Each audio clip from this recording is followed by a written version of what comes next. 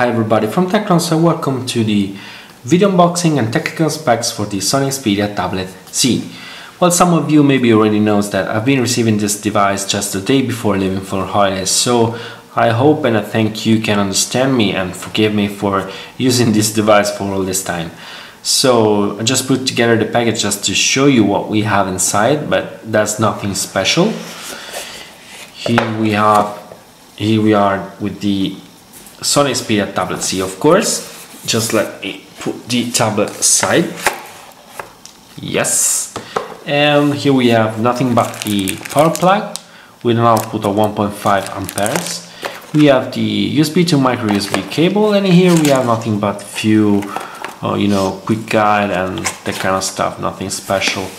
So let's give a look to the Sony Xperia Tablet Z now.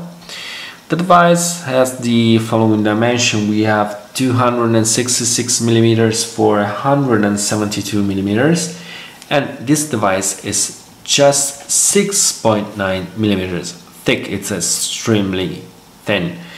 It's even a very lightweight device because it's just 495 grams. We even have IP55 and 57 certification with this device, which means that it's dust proof and it's water resistance up to 1 meter deep into water for 30 minutes. So very good specs for this device. Let's give a look to the tablet. On the front of the device we have nothing but the front-facing camera, which is an Exymer R sensor 2.2 megapixel. We have of course the ambient light sensor. Then we have this 10.1 inches display. The glass, it's a mineral water glass, but Sony tells us that it's scratch resistant and shred resistant. And I don't know if I'm able to show you this thing, but maybe you are able to see it from the camera now. If you give a look to the border, we have to the edge of the device, of the front screen to be more precise, we already have a protection film applied on top of the scratch resistant and shatter resistance glass. Then on the left side we have the first stereo speaker. We have the power pogo pin used for the cradle. We have the volume rocker here. You can see it maybe. We have a very tiny notification LED, which anyway it's quite visible indeed. We have of course the power button, which is the according to the recently Sony Omnibalance design used both in the Xperia Z, Xperia ZL and so on. We have behind this latch the headphone jack 3.5. Of course all the port of this device are just protected by this plastic latch, just to be able to have the IP57 certification, of course. So this is the left side. On the upper side we have the microphone, and let me show you if I'm able. We even have the IR blaster. Okay. On the other side we have nothing but the other stereo speaker. Okay. On the back of the device we have the other output for what concerns the stereo speaker, left and right. And we have two more latches. This one on the left covers nothing but the micro USB connector, and on the other side this other latch, sorry guys, covers the micro SIM slot and the SD card slot, micro SD card slot, of course. So just one warning, be very sure that you securely close all the latches, otherwise there's no IP certification that will save you from trash this tablet into the rubbish.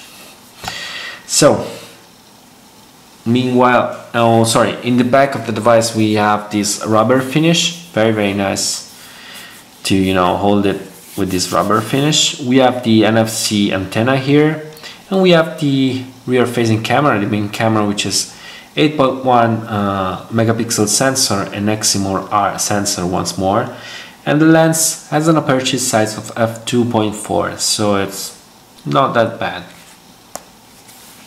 So while I'm starting the device, let me just tell you a few hardware specs. We have the CPU, which is the well-known APQ 8064, already used in devices like Nexus 4, Padphone 2, or even Xperia Z and so on, which is nothing but a Snapdragon S4 Pro. It's a quad-core processor clock at 1.5 GHz with a production service of 28 nanometers. We have, of course, the GPU, which is the Adreno 320. This version, which is the SGP321, even has the MDM9215M. It's an LTE modem, so that's why we have the micro SIM card slot. We have 2 GB of DDR2 RAM.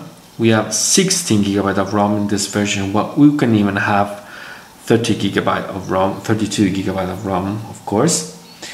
And we have expandable, as I told you, via the micro SD card slot.